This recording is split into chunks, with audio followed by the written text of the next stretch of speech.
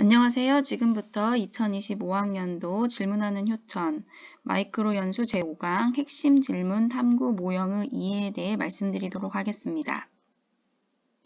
핵심 질문 탐구 모형은 우리 학교에서 진행하고 있는 질문과 생활, 교과를 가르치기 위해서 기본적으로 택한 교수 학습 모형입니다. 핵심 질문 탐구 모형의 기본을 알기 위해서는 핵심 질문을 더 정확히 파악을 해야 되는데요. 1강에서도 말씀드린 적이 있습니다. 핵심 질문이란 것은 하나의 최종적인 답이 없는 개방형이고 사고를 촉발하고 지적으로 몰입하게 하며 토론과 논쟁을 유발하는 질문입니다. 따라서 닫혀있는 질문, 정답이 하나뿐인 질문이라거나 정답이 여러 개가 정확하게 정해져 있는 질문은 핵심 질문으로서 조금 부적합하다고 볼 수 있겠습니다. 분석이나 추론, 평가, 예측과 같은 고차원적인 사고를 요구하는데요. 이는 지식, 이해, 이런 아주 단순한 사실관계를 파악하고 확인하는 그런 수준의 사고를 요구하는 것이 아닙니다. 이것을 바탕으로 해서 조금 더 차원이 높은 사고를 요구하는 그런 질문을 의미하고요. 과목 안에서나 혹은 과목과 과목, 또 과목을 초월해서 중요하고 다른 분야까지 적용이 가능한 생각을 유도합니다. 즉 요즘 유행하고 있는 개념 기반 탐구 수업의 개념 렌즈 또 탐구 질문에 해당하는 그런 굉장히 높은 수준의 질문이라고 생각하시면 되겠습니다. 부가적인 질문을 제기하고 그러니까 이 핵심 질문은 또 다른 질문을 이끌어 올 수 있는 질문이고 추가적인 탐구 활동, 제가 탐구 활동 하면은 뭔가 조사하고 범주화하고 가려내고 이런 활동이 반드시 수반되어야 한다고 말씀드렸는데요. 이런 탐구 활동을 촉발하는 질문입니다. 답만이 아니라 정당한 근거와 지지를 요구하는데 질문의 연속체 4개를 말씀드렸습니다. 그러니까 1단계는 사실 질문, 두 번째는 범주화, 세 번째는 범주화에 대한 어떤 근거, 그 다음에 네 번째는 증빙 자료를 요구한다. 이런 질문의 연속체가 있는데 이와 같이 정당한 근거와 지지, 즉 설명이 요구되는 질문입니다. 또 시간이 지나면서도 질문이 되풀이되는 것으로서 핵심 질문은 거듭해서 반복될 수가 있고, 그러니까 1학년 때 했던 질문을 6학년 때 해도 전혀 이 질문은 했었는데 이런 게 아니라 새로운 의미로 재창조될 수 있는 그런 깊이 있는 질문이고요. 또 반복이 되어야 한다고 하였습니다. 이러한 내용은 이 참고 자료에서 가져온 건데요. 예를 들자면 국어에서는 이러한 것입니다. 의사소통이란 무엇인가? 사람들은 왜 의사소통을 하는가? 사람들은 어떻게 의사소통을 하는가? 저희가 이제 영역에서 화법이라는 걸 써요. 국어에서 저희가 6개 영역이 있잖아요. 듣기, 말하기, 읽기, 쓰기, 문법, 문학, 매체. 그런데 이건 초등에서의 그 영역인데 이게 더 높은 수준으로 가면 화법. 그러니까 의사소통을 한다는 것에 대해서 학문적으로 배우는 걸 화법이라고 하는데 거기에 대해서 아주 근본적인 질문이 되겠죠.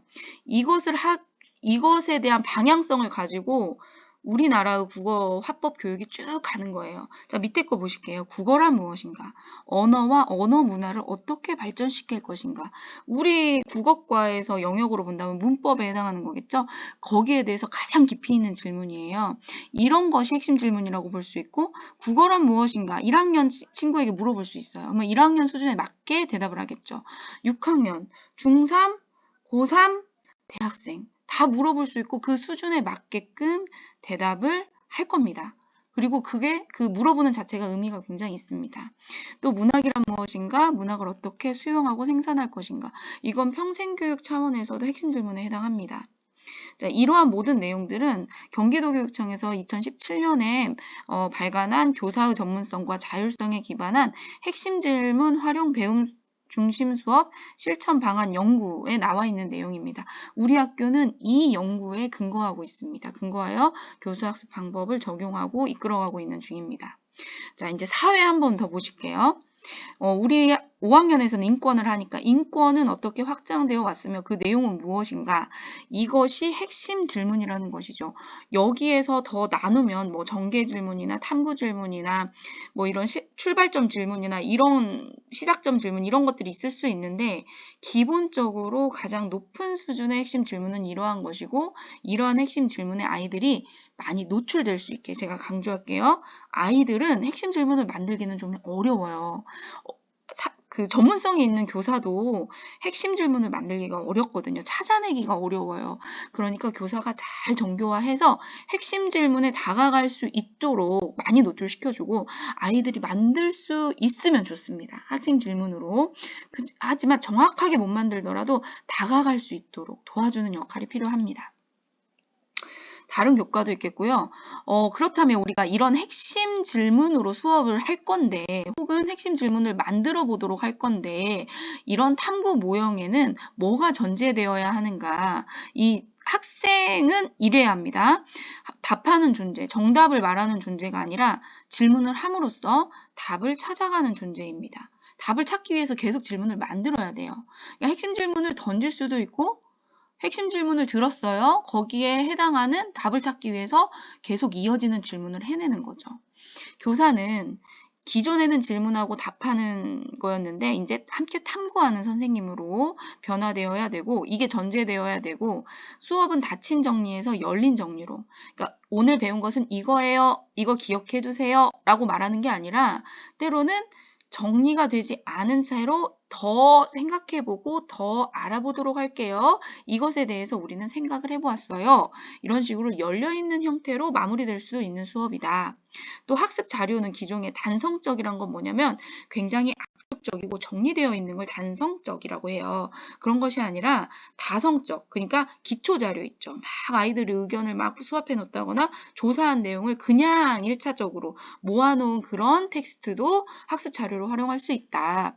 또 공간은 우리 학교에서 가장 많이 신경 쓰는 그것이기도 한데요. 누가 질문을 하든 선생님이 하든 학생이 하든 모두 안심하고 인정받고 존중받을 수 있는 심리적으로 안전한 환경, 질문하기 안전한 환경이 필요하다. 그래야 우리는 학생 질문 중심 수업을 할 수 있다. 이렇게 말씀드리고 싶습니다.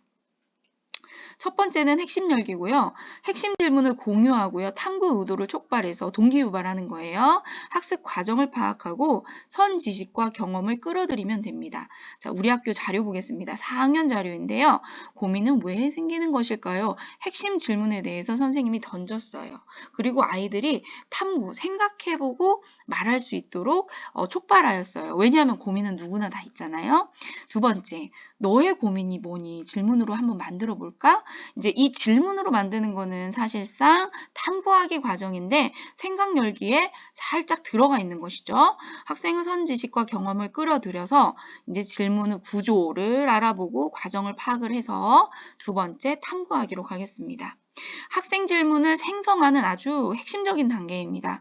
그 다음에 질문을 했으면 생성을 했으면 답을 혼자 찾느냐? 아니죠. 혼자 찾을 수도 있고 같이 찾을 수도 있고 이것을 공유해야죠. 내가 답을 찾아간 과정, 내가 어떤 질문을 던졌는지를 공유하고 찾은 답과 해결 방법을 다른 상황에도 적용할 수 있는지 한번 가능성을 보는 것입니다.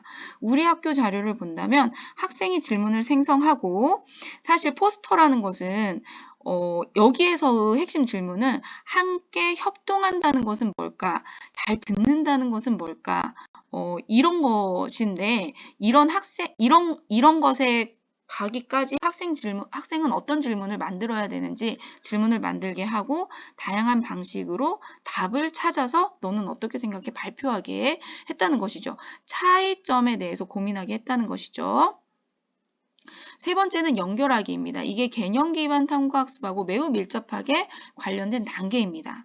자, 여기 첫 번째 생각 열기, 두 번째 탐구하기, 세 번째 연결하기. 생각 열기는 핵심 질문에 노출되는 거예요. 동기 유발하는 거예요.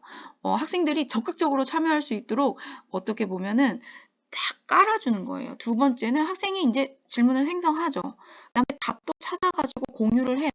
그 다음에 내 생각이 맞는지 다른 것에 한번 적용을 해봐요. 그게 수학에서는 검토하는 과정 같은 거죠. 자, 이제 검토가 끝났어요. 그러면 연결하기. 찾은 답과 답을 연결하는 건데 이 답을 연결한다는 건 뭐냐면 기존에 내가 알고 있는 것과 연결하는 거예요.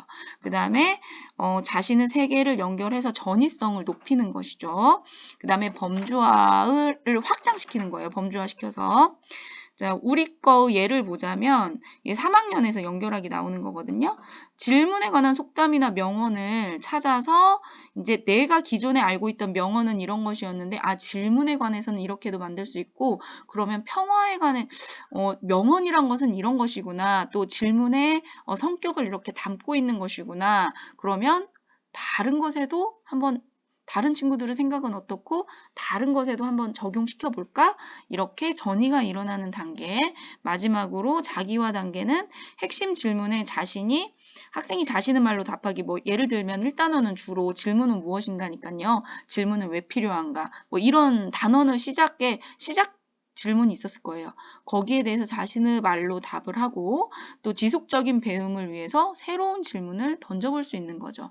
아까 봤던 건데 여기 자기화하기 밑에 질문을 망설이는 나에게 응원 한마디를 써봅시다. 선생님, 이게 왜 자기화인가요? 질문을 망설인다는 것은 질문은 이러한 것인데 내가 이런 점 때문에 좀 힘들었어. 그러니까 질문에 대한 개념도 앞에서 이제 충분히 얘기를 나눴고 질문 명언을 통해서 압축적으로 아주 깊이 있게 배웠고 핵심을 배웠고 그럼에도 불구하고 내가 질문을 망설인다면 나에게 어떤 조언을 하고 싶니? 굉장히 내 것으로 온전히 만들어서 내 말로 해보는 거죠. 그 다음에 여기서는 나타나진 않았지만 연결이 되는 새로운 질문을 생성할 수도 있습니다. 이상으로 핵심 질문 탐구 모형의 이해를 안내해 드렸는데요. 4단계 기억하실게요. 첫 번째, 생각 열기. 생각을 열어요. 그래서 핵심 질문을 노출을 시켜줘요. 두 번째, 탐구하기. 질문을 만들어요. 그 다음에 탐구를 해서 답을 찾아요. 그 다음에 공유하고 내가 찾은 답이 맞는지 검토를 하는 거예요. 그 다음에 세 번째, 연결하기. 내가 기존에 알고 있던 지식과 연결을 시켜서 확장을 확 시키는 거예요. 굉장히 전이성이 높아지겠죠? 네 번째, 자기화하기. 내면화시킨다고 보시면 되겠습니다. 이상으로 마치겠습니다. 긴 시간 들어주셔서 감사합니다.